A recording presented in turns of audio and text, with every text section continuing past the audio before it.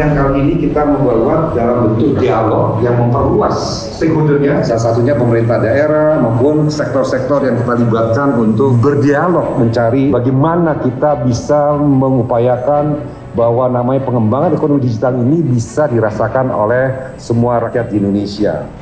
Harapannya dari dialog ini dapat meningkatkan kesadaran dan pemahaman tentang ekonomi digital, serta mendorong inovasi yang bertanggung jawab dan memperkuat kolaborasi antara stakeholder dan juga mempromosikan pertumbuhan ekonomi yang berkelanjutan.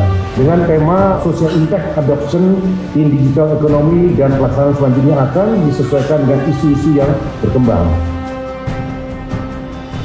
Ada 4 sektor yang mendominasi perkembangan ekonomi digital, yaitu sektor e-commerce, kemudian transportasi dan makanan, perjalanan online, dan media online. Penerapan digital financial services di Indonesia seperti adopsi Quick Response Code Indonesian Sabda atau QRIS turut berkontribusi pada perkembangan ekosistem ekonomi digital kita. Bahkan sebagai dampak penggunaan QRIS, Indonesia menjadi kekuatan utama pembayaran digital di Asia Tenggara. Kami punya PR besar. Ini adalah rancangan teknokratik, di mana kita diharapkan bisa keluar dari middle income trap, dan ekonomi digital dianggap sebagai game changer yang bisa melakukan transformasi ini. Kami hanya mungkin bisa melaksanakan semua ini dengan sebaik-baiknya bila ada kolaborasi.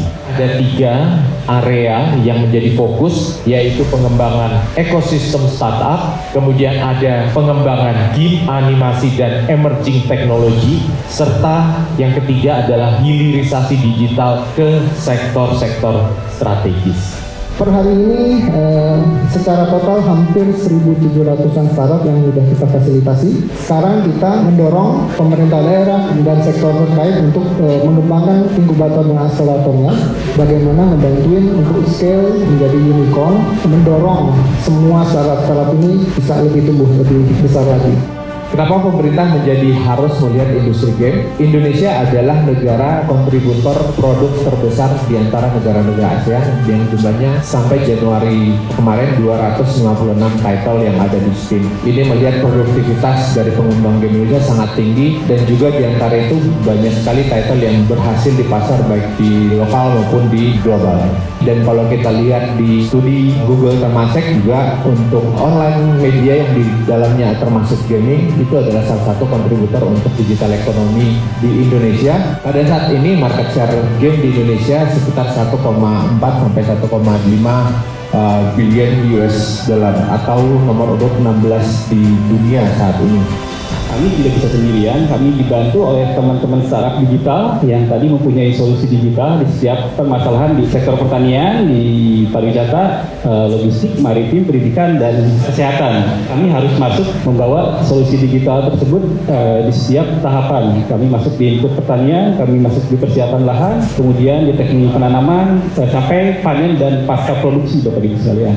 Teknologi digital bukan saja kita mengenal sebagai alat produktivitas untuk meningkatkan efisiensi dan sebagainya, tetapi sudah menjadi nilai strategis dari suatu negara.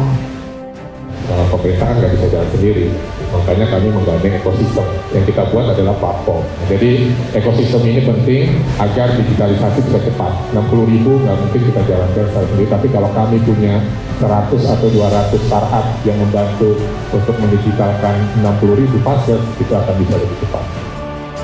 Yang dibutuhkan customer pertama adalah kecepatan, kedua kualitas, dan ketiga efektivitas. Dari sana kita melihat opportunity yang sekarang kami lakukan, membuat aplikasi project management system untuk controlling data konstruksi, yang dimana di situ kita bisa berkomunikasi dengan customer, kontraktor, maupun arsitek.